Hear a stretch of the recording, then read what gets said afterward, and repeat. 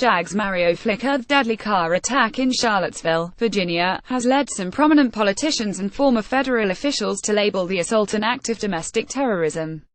Sen. Cory Gardner RCL tweeted that the killing was domestic terrorism and urged President Donald Trump to call evil by its name. Former Attorney General Eric Holder declared that had ISIS rammed a car into a crowd, this would be labeled quickly. That's true, it would. But after 16 years of a war on terror that has eroded civil liberties, we should be trying to roll back the broad use of the term terrorism to describe any sort of ideologically motivated violence, not expanding it. Holder was sometimes more appropriately cautious when he was actually Attorney General, resisting calls to label various criminal acts terrorism before an investigation could even be started.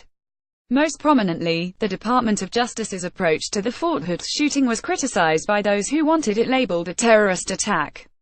The FBI has specific legal criteria it uses to define international terrorism, domestic terrorism, and the federal crime of terrorism.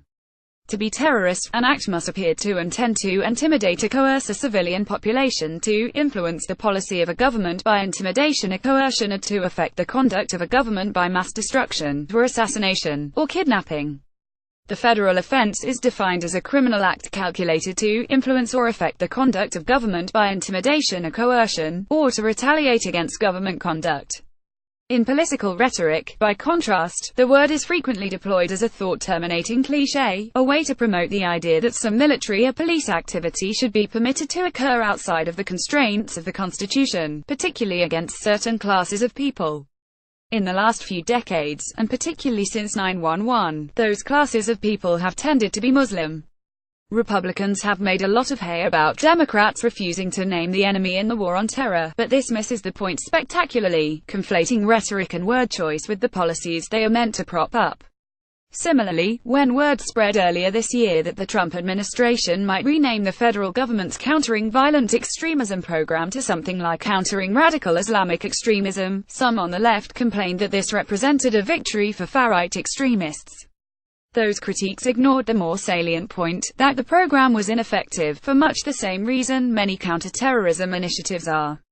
It aims its fire at radicalization, leading to a kind of soft surveillance that former FBI agent Michael German told Reason's Jesse Walker was intended to suppress ideas, which is likely to cause more problems than solve them. It encourages the identification, reporting, and treatment of people with bad ideas, which will only lead to misuse of security resources and deprivation of civil liberties. Kino lorber. It's hard to understand the kind of person that would look at the extent of failures in the war on terror, a loss of civil liberties, a proliferation of terrorist safe havens around the world, and an increase in domestic lone wolf attacks, all at a great cost in blood and treasure, and decide that what America needs is a broader definition of the term. Since 2001, the militarization of domestic police has been accelerated. Constitutionally dubious law enforcement tools like the ones packaged in the Patriot Act have been systematically abused far beyond their originally declared scope.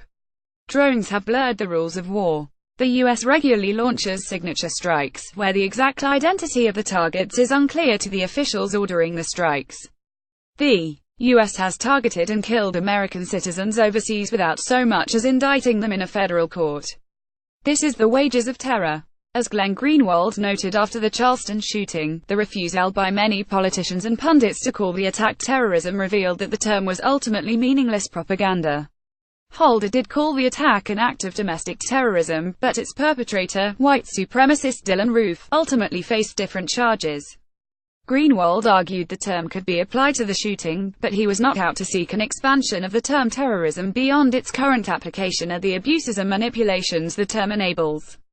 But what I also don't want, he wrote, is for non-Muslims to rest in their privileged nest, satisfied that the term and its accompanying abuses is only for that marginalized group. He has a point. So let's be more reluctant to use it in either case. At the beginning of his term as Attorney General, Holder sought to treat terrorism as a law enforcement issue. This was the right instinct. Terrorists are criminals with political ideas, but they are still criminals. The term terrorism is used to strip those criminals, and many non-criminals, of long-standing legal protections. And its ultimate effect has been to make it politically harder to defend the idea of treating terrorism as a law enforcement issue, often while creating the space for even more terrorism.